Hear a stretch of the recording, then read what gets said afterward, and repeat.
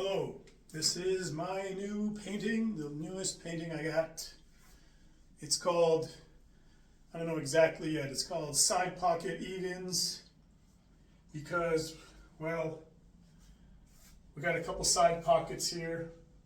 Yes, it is rotating, that is on purpose. This is a side pocket. This is a side pocket.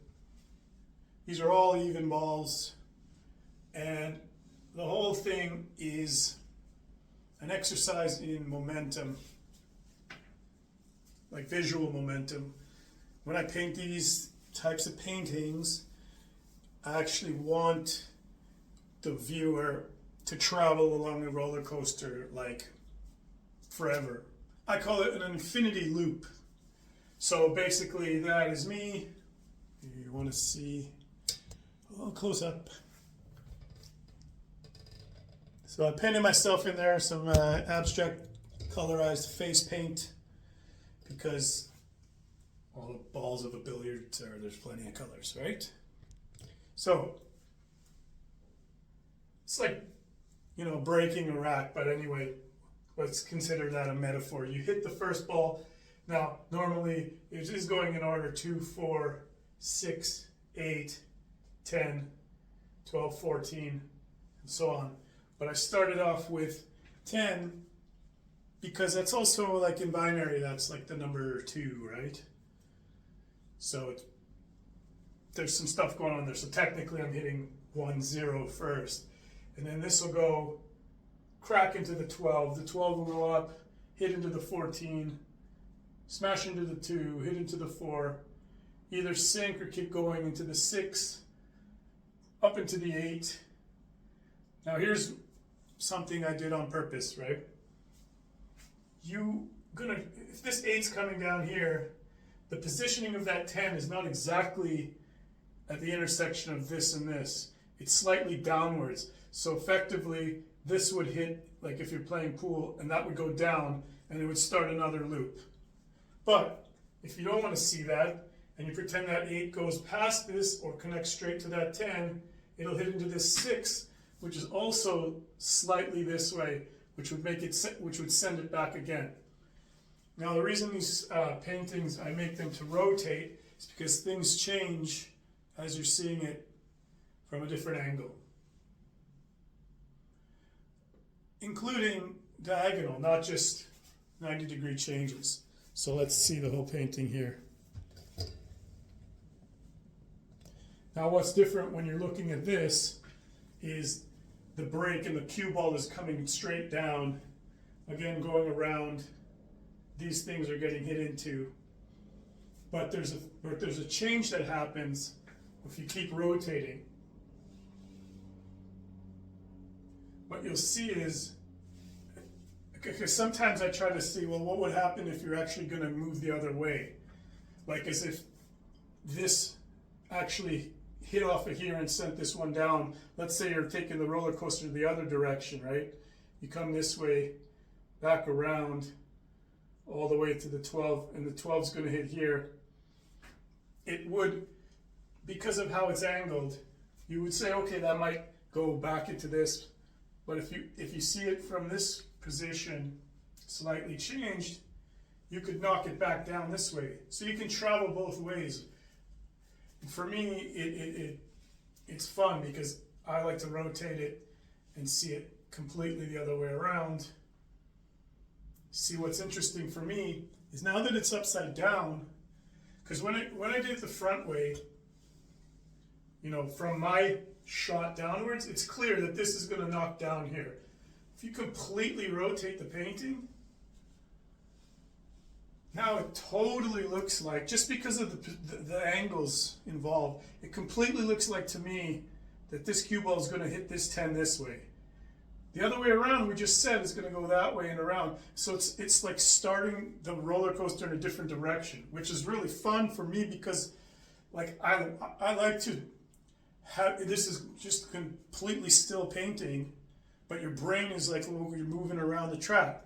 And for me, that is fun. Like that's why, you know, these paintings take a lot of time, but I'm enjoying the process because it's fun for me to have this kinetic, this visual kinetic energy, you could call it. So now if you see that 10 getting hit, it's definitely looks like it's going to get angled this way through this side pocket where you see these leathers coming around, hit this 6, go around, either fall out there. Like what happens in there, you know, usually it goes back to the beginning underneath the table. But visually you could keep going, hit the 2, crack into the 14, you know, you're going the other way.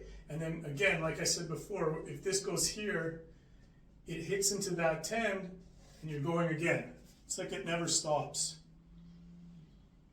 Now this complete, and like the other thing you can see is there's like these shapes are everywhere. Like it's almost like a butterfly or the shape of like a heart. Like if you see these pathways going like this,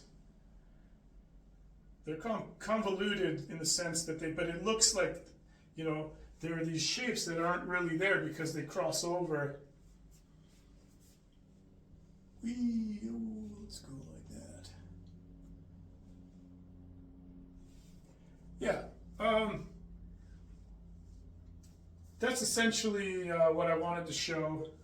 Give you that fact that this painting is, you know, something not just one way, not just 4 ways, turning over, you know, next, but the actual 360 of it is things are changing. Like I like to see from this angle, like how high this 14 feels, like it's up this way, and it would like, it looks like there's a huge gravity that should be pulling it down.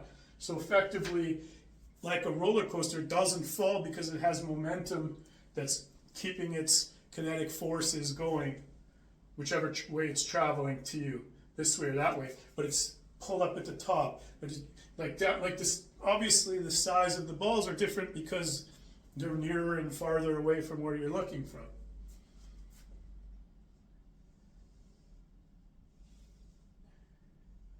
I'm not sure exactly why I chose even numbers only for this painting, but I think I know if I can go back and remember. It's because the initial geometric background, which is one of my earliest paintings for this new channel, was before I applied any other roller coasters or made it a pool painting. I have lots of pool paintings that I do, and I'm going to do more, but it was all purple and blue. And when I decide what numbers I'm going to put on from billiards, this, you know, I had 4 and 12 are purple, 2 and 10. So I knew automatically I was going to do that. And then looking closer, you know, there was some green.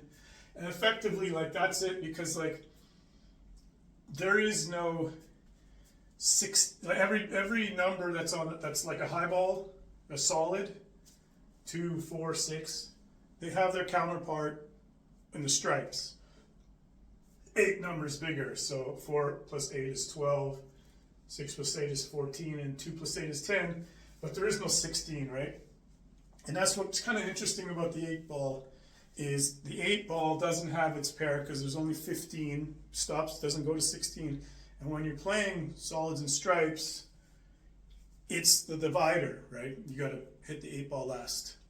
And if you sink it, which is also something like when I was going to do the 8 ball, which I painted last, which you'll see, like, as I'll be showing on the side of the screen, is like I considered putting it into the side pockets, but the balance of where and the positioning of everything is why I chose to put this here.